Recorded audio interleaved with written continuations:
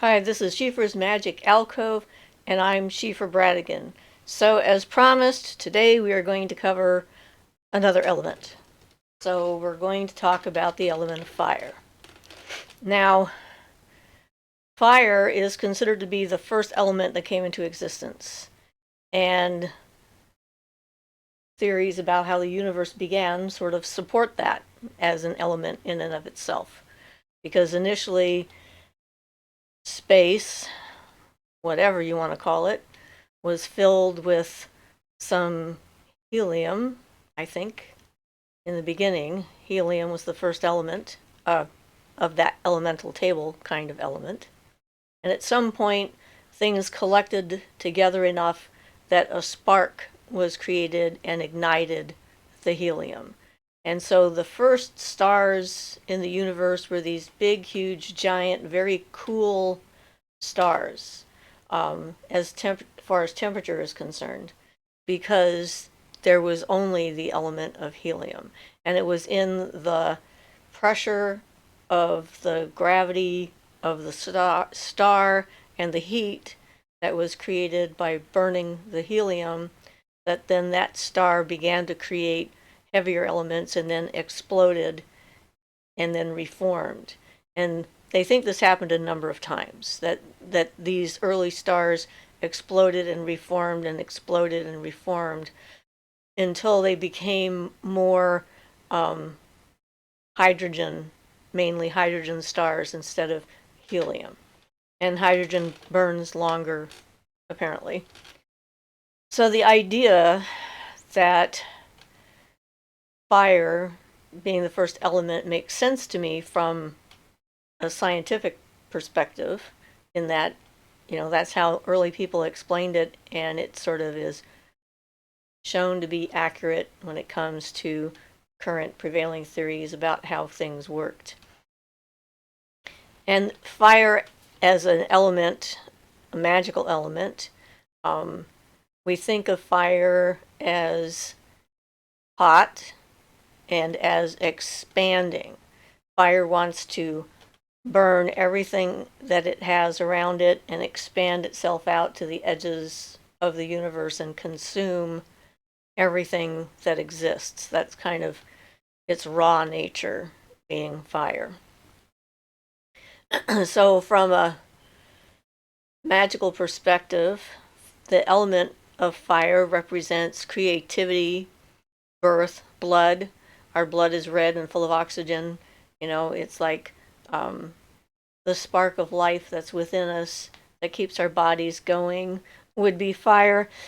Spirit is something separate. I mean, spirit is what gives us our unique individuality and allows us to continue when we're no longer in a body. But the body itself has its own kind of engine and spark, as it were. And fire is definitely the thing that gives it that. And a lot of our body systems are controlled with fire, like metabolism, etc. Some people actually try to go farther into the element to figure out whether, they're low on an element or too high on an element, and then try to figure out how to balance their body's elemental balances there so that things are working more in conjunction. So, for example, if you didn't have enough fire, you might be tired a lot. Or if you burn fire quickly, you might be tired a lot. So it's not always totally straightforward. I mean, the same kind of symptom can give you, or different symptoms can give you the same answer. So that's, experimentation.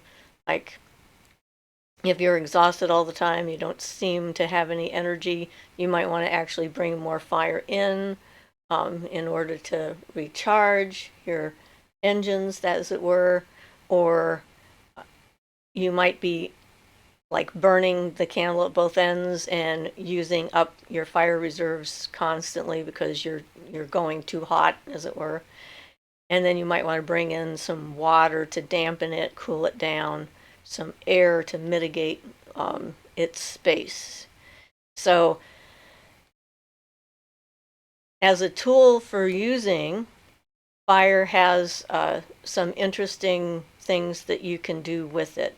The obvious ones of course, the first obvious one would be the candle, using the fire to light the candle in order to allow the energy that you have put into the candle to expand and outward and sort of affect the environment. Now, a lot of people have a problem with the idea of blowing a candle out. There's this whole conversation that I see going by over and over and over again that it's disrespectful to the element of fire to use air to extinguish it, which personally makes no sense to me at all, because you have to use one of the other elements in order to extinguish the flame. So if you're licking your fingers, you're using water. If you're blowing it out, you're using air. If you're using a snuffer, you're using earth, because you're smothering it. So it's up to you to decide which element you want to use to extinguish your flame. One of the things that comes up too is that if you have a spell candle and you're blowing it out, on the one hand, some people believe that that means that you are sending the spell out to do its job, and then other people believe that you're dissipating the energy, and so you're destroying the spell that you do. These are questions for you and your shadow self to decide which is the best approach for you, what works best in your brain and your personality and so forth. The lesson from all of this is it's individual. Fire is still the fire, but how you choose to interact with, interface with, work with, and utilize the fire is individual. So certain things are always the same, other things, it depends upon you and how you feel about stuff. And those can change over time. I mean, you might today feel it's a bad idea to blow your candle out, and then a few years from now might decide it really doesn't matter to you at all. So that's the thing. It's like, this isn't a hard and fast rule. And when you meet people online or in person who are absolutely certain about which is the only correct way to deal with a candle, you can be assured that they haven't explored their inner selves enough to come to the understanding that there's different ways of looking at it, and it's not just one particular way. So that's the candle. And so using the candle as a spell, this is our peace candle. So when we light this candle, it spreads the energy of peace throughout the room that it's in, and just sort of affects the atmosphere. You can do this for a healing candle. It's a pretty traditional thing to do in a lot of religions, to light candles for people who are sick or who are lost, or that you miss for one reason or another. And you use that candle to focus your attention and your energy and your intent to doing the specific job. So ways that you can sort of focus the intent of the candle. First way is by the color of the candle. So white is a universal color that you can do for anything. So if you don't have anything else, you can always use a white candle. I think of the blue candle as the peace candle because that's what I use it for so much. Green is often associated with healing, so sometimes people will use a green candle if they're trying to get it to do healing work. And use your imagination. Black is usually for letting go of something, getting out of your system. It's a way to release vestiges of someone else's influence on you. It's not a full-on cutting cord. It's not a cord cutting process. It's more of a mental and astral process to try and eliminate the connections that you have with someone else on those levels, where the cord cutting is a more direct method of taking someone's energy that has attached to you and cutting it away. So candle spells are basically fire spells, and you can find so many different examples of those that are out there. It's not hard to come by. And one of the tools that you can use for fire is the cauldron. Now I have my little cauldron here. I found this cauldron at Salvation Army one year. Someone had already colored it and painted the pentagram. It was sitting there for a Halloween decoration. It's a solid cauldron, and it's little, so I can use it. I have a to-go altar with tools, smaller tools and things like that that are in a box that I can take with me if I have to go and de-haunt a place or find out what's going on at a place and have my tools and so forth together. So, but the cauldron can represent the fire, or depending on the type of cauldron, I have a brass cauldron that represents the water because brass won't rust. And a lot of times with the small cauldron, I might use that to put incense in because it'll, be protective and so forth, because you don't want to have it like flaming or anything. But this is my first cauldron, this here. You can see the size of it. It's really heavy considering its small size. And this is called an early American gypsy pot. And it has a really nice heavy lid on it. And so for the fire aspect of the cauldron, when we're doing certain kinds of work, internal work or, whatever, and we need to let something go and we want it to go to another plane, then you can take some Epsom salts and make a base of Epsom salts in the bottom of your cauldron, and then pour some alcohol, the highest alcohol content you can get, because that burns cleaner and faster. And so you can have a contained fire that you can take with you, and it's relatively safe. And when you're done with the fire part of it, you just put the lid back on and it snuffs out the fire. But the idea of writing a letter, a message of some kind to a loved one who's like passed on to the other side, or a friend that you're no longer friends with, you need to clear something out of yourself and clear the air, as it were. You can do that with the cauldron, using it as a flame, a center of flame. And of course, the cauldron has other symbolism that it has, being the fifth element, representative of the fifth element of spirit, the center of things, the core of everything that moves around us and comes back to that central place. So I've had this since the early 80s. This was from my trip to Texas when I got my staff. So this is one of my earlier tools from when I started to discover there were other people out there like me, and I wanted to start having, starting to use the tools of the trade to focus my energy more completely instead of just my imagination. So that's the early American gypsy pot that I have, which I think is lovely. And I have a funny story. I came back I was living in Canada at the time that this happened. And when I was in Texas, I got the gypsy pot, I got a candelabra, I think, and some other things I can't even remember now. And I had them all in my carry-on luggage. I had a big, like a carpet bag kind of, one of those big brown things with handles or whatever was my my carry-on. And when I left Texas and came back to Canada, I had to go through immigration and customs. So when I got to customs, and I had my satchel up on the thing, and the guy at customs asked me, he said, so do you have anything to declare? And I'm like, well, what do you mean by that? And he says, something that you bought, blah, blah, blah, blah, blah.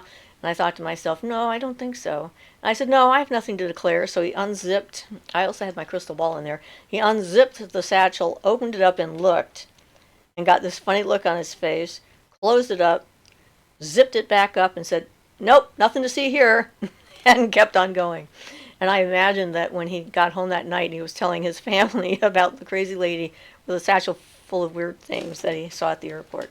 This is, of course, before 9/11, and so it was easier to carry your magical stuff with you.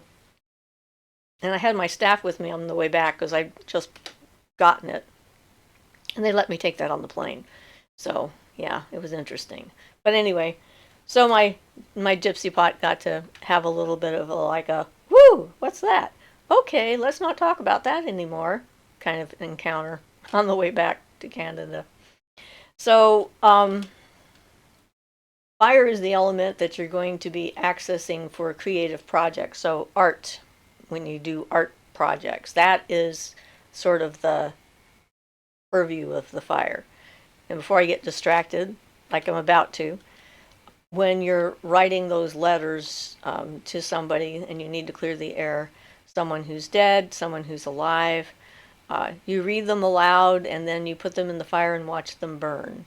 And you can do that for other kinds of spell work, like for getting rid of something in yourself, cleansing it, purifying it, letting it go, watching it leave. It's sort of taking things from just the subconscious and bringing it up into the conscious mind's realm. And that's a powerful symbol that you state it aloud because words have power. You put it in the fire. You watch it dissolve, dissipate, whatever, and there you go. So I brought along a couple of my wands that are related to fire. I haven't made a straight elemental wand yet, but this is my solar wand, and I've done a video about it and how I got it and how the tree gave me the branch that became the wand and so forth. And if you want a review of that, you can rewatch that video. But the sun, of course, as a star, represents the fire element directly because that's what it is. It's all fire. There's processes that are going on in the star, but it is definitely a fire. And we know that it's because of supernovas that anything exists. When you're looking at the elements, fire comes first, creates the other elements, and then it explodes and seeds the universe with these particles of heavier elements, and then things start to coalesce together, which is how we ended up, of course, with a planet to stand on and a body to talk with. So when I'm making a tool, I do a lot of research and reading and trying to decide what I want to do with it and how it's going to work and what it means. And I've spent a couple of years making and charging and consecrating and using this wand. So it has a lot of combined energy in it, to the point where if I have a migraine, which I am sometimes prone to, I can actually use this wand to get rid of a migraine. I have what they call silent migraines, I guess. I get the colors, breaking up of colors, and it looks like rainbows in between each little section. It's kind of like a bunch of puzzle pieces that somebody just broke reality up into and then put these wavy kind of rainbow thingies in between these pieces that move around.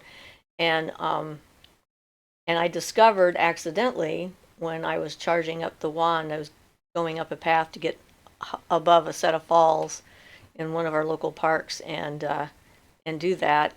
And I started getting a migraine on the way up.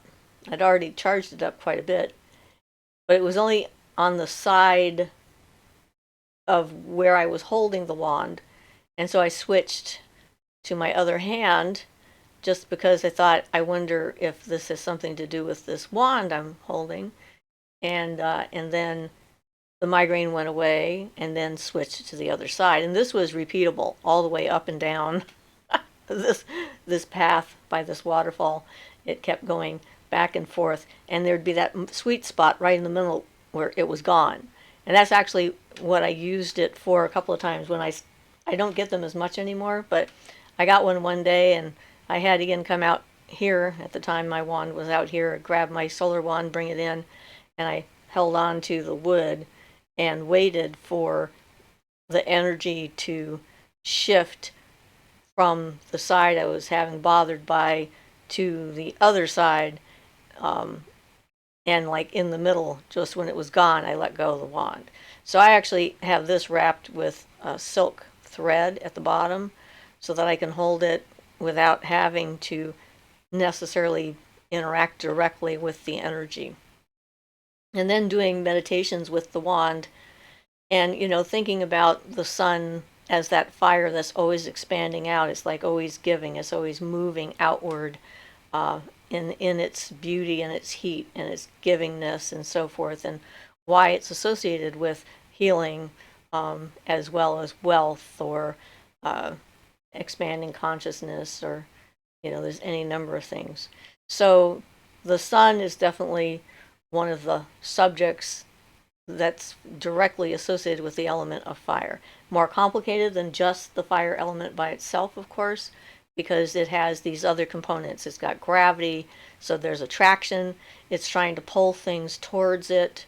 And the only reason we don't fall into the sun is because we're going fast enough around it. We're sort of falling outward as fast as it's pulling us in, so it kind of keeps us mostly in a same orbit. So learning about what it is and how to work with it is definitely part of the process. We have a couple of pillars in our south altar that I made out of PVC pipe. It's like 4-inch PVC pipe, and I painted it to look like lapis columns. And then one of my friends gave me these wonderful dragon sort of holders. They're like, I guess it's sort of like a cauldron in itself, except it doesn't have the 3 feet, and they fit inside of the lip of the PVC pipe. And sometimes we put like, Epsom salts and alcohol in there and light them. And you have to be careful when you do things like that, because one, they get hot really, really fast, and they're very, very high when you first light them. So two, make sure you keep them away from curtains and things, and that's one of the risks of fire. You need to make sure that you're safe when you're working with the fire. And yeah. Yeah, so we don't use them very often, but they're quite spectacular when we do use them, and they definitely are the fire element just kind of loaded. So the colors associated with fire, of course, are red, is one of the main colors, but the reds and oranges and stuff like that. And scrying with fire is an interesting thing to do. I discovered early on when I was younger, when we went camping, that if I stared at a fire and just relaxed my eyes, the flames would change to this wonderful green color, sort of like I don't know, it's a light green, but a rich light green. And once that happened, then I could see the green all the way throughout the flames. And I'm pretty convinced that what I'm seeing is the element of fire on a different plane. That this is the energy that the fire is putting forth. And of course, looking in the flames and seeing things, letting ideas and notions come up with you. So it's not just about getting rid of things, but it's also about bringing things in. And candle gazing is definitely a similar process, where you gaze at the candle to give yourself a focus for meditation, and then let it kind of take you away to wherever it is that you're supposed to go. And you look at the flame and see what color it is, and sort of feel the energy of that. I personally have had a difficult time learning to be comfortable around fire because of remembering being burned at the stake when I was little. One of my first memories of another life was that. And unfortunately, my father liked to torment me with that as well, making me light a gas oven with a match over and over and over again to get me used to the fire, which kind of backfired, I'd say. Anyway, so I'm more comfortable with it now for sure. And the head of the fire kingdom, the Jinn, in the Middle Eastern way of thinking, the jinn are actually a series of dangerous spirits. They don't think of them as like, a spirit you could communicate with. So although we're using Lord Jinn as the head of the fire, I don't think we're meaning that particular kind of spirit when we use that name, hopefully. So the other planetary wand that I made that is directly related to fire would be the Mars wand. And Mars is related to the fire element because of the blood, the red planet, the blood is red kind of thing. And people generally just on the surface associate Mars with, like, war and that kind of thing. I associate it with strength and protection, and that Mars is there to give us the strength that we need to protect ourselves or to protect those around us that need our help. And so this is, I'm going to have to remember what this wood is. What are you, wood? It'll come to me. One of those things. When I'm not working with them regularly, my brain kind of, oh yeah, okay, I think I know what you are. And now I don't. Okay, let's not worry about what kind of wood it is. I shall remember that at some point. But ruby red kind of stuff is definitely the color, so I decorated it with a lot of red stuff. And this is ruby matrix stuff that's in there, and its number is 5. And Mars is, the pentagram is actually the symbol for Mars. So even though we associate the pentagram with the earth, using it as a container, because we can use it with all of the elements, that 5 number for Mars definitely relates it to protection and defense and boundaries and all that other kind of stuff. So if you wanted to get more acquainted with the fire element itself, watching flames would definitely be one of the things to do as a meditational practice. Watching a campfire, seeing if you can get it to change color and allow that green color to come in, because it's very interesting when once that happens, it's just like, well, that's always been there, hasn't it? And usually when I say that to people, they're like, well, it depends on what you're burning. No. Ironwood. That's what that's made out of. Thank you. I get distracted. My Mars wand is made from ironwood. And one of my friends when she was in Arizona, actually cut the tree for me my way and gave it an offering and sent it to me. And because iron, of course, is one of the metal of Mars. So anyway, going outside on a sunny day and feeling the warmth of the sunlight on your face is another way to sort of tune in to fire. And birth is sort of the creation and birth are part of the fire element section, because it's that spark of life, creativity, making something new, and then transforming it into something completely different.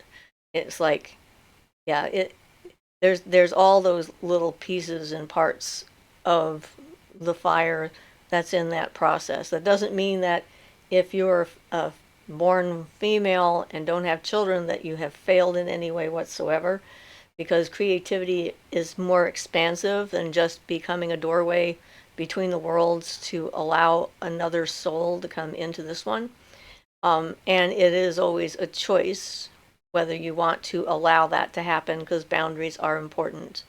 And that's one of the things that we need to keep reminding ourselves, that regardless of what we think the gods might want us to do, we have to decide for ourselves if we want to cooperate with that idea or if we're not comfortable with it. And if we're not comfortable with it, then we should be free to say no. Trying to think. of other ways to interact with the fire when you're learning about it. And of course, when you're burning incense, you're combining fire and then the smoke of the incense into the air. So, like with the video that I did on ghost proofing your house and the method for sealing your house, earth and air, of ill stay free, or fire and air, draw all this fair. See, earth. Now I'm gonna have to think again. Fire and air, draw all this fair, round and round the circle round. Earth and sea, that's it. Earth and sea, which is the water. Earth and sea of ill stay free. Fire and air, draw all this fair, round and round the circle is bound. So the earth and sea is the charged salt in the cup of water. So you're combining the earth element and the water element. And then the fire and air is the burning incense, combining those two elements. So between them, you've got the 4 elements that you're using. And you don't have to have each one individually. So cleansing things with fire, like tools, is tricky if you think you have to put it in the flame to do it, because like wands are one of the tools that's often associated with fire, and certainly that's my association that I work with. So, and you can have like paper products that you've made sigils on, or planetary seals or whatever, and you want to charge them up or consecrate them in a ceremony, and you want to do it in all 4 elements, you've got to deal with the fire element. So the candle becomes the method for that, and you pass it over the fire to give it that energy of the cleansing of the fire without destroying the product that you're trying to create. So always think these things through. And if you have a temple or a space where you have a lot of candles, always have a fire extinguisher. We have a fire extinguisher right over there in our temple just in case anything gets out of control. And so some witches have trouble with keeping things contained. I don't think we've had that problem, but I like to be prepared just in case. So think it through. And we use, historically fire for a lot of stuff, for offerings. In the summer solstice, we use fire to leave things or plant things, or, one of my friends up in the Kispiox Valley was from Sweden, Finland. And they had a tradition every summer solstice of burning a witch and then burning dolls. And she went through all this elaborate making of this, human-sized witch figure with, dressed and decorated and detailed. She's quite the artist. And then we would all do our own little dolls. And in that ceremony, the idea was that we were burning up anything that didn't serve us, that we wanted to leave behind. We weren't actually burning witches. Although I had a little trouble for a while getting my head wrapped around that one, historically speaking. But it was pretty awesome. And so, there's a lot of personal rituals as well as group rituals that you can do that involve that idea. And if you're trying to send a message through the fire element, when we had that former student member who was leaving town and had forgotten to give us our stuff back, what we did, we used the universal condenser on paper, and then charged up the paper with the message, waited for the paper to dry, and then we burnt the paper to send it out into the flame. And so, so the same idea as using it to burn up a message to someone who's passed or a living person. You can send messages through the ether. Of course, we did all the 4 elements with her, one every day. And when we hit the 4th one, she was at our door. She was like, "Here's your stuff, please stop." That was just kind of interesting. So apparently it worked quite well. So we talk about the elements on a regular basis. and we're trying to do like an individual thing about each element just to talk about it in itself. But what you want really overall is a balance in yourself within the four elements, the earth, air, fire, and water. Doesn't matter what sign you're born under. It doesn't matter if you read a list and you think that you are a fire witch and someone else is an air witch. We actually don't work that way. In reality, that looks great in the movies when they have four people and each one of them is in charge of an element. That can work well in a circle where you have one person who's calling in that element and then sort of maintains that element through the ritual if you have enough people. But that's not what you want to be all the time and work with all the time. You want to have that balance within yourself and bring the other elements in. So whenever you start this kind of work, remember to balance it with other things, not just focus on the one. Okay, I guess that's probably enough meandering that I can do at the moment. So I'll leave you with this information, and if you have specific questions of how to use it, definitely send them in, and I'll see you on Sunday. Full moon is coming up tomorrow, so we should all have another full moon under our belts before I see you guys at the live show. So I hope you're all doing well and everybody is healthy around the world, wherever you might be. So this is Siofra's Magic Alcove, and this has been Siofra Bradigan. Blessed be.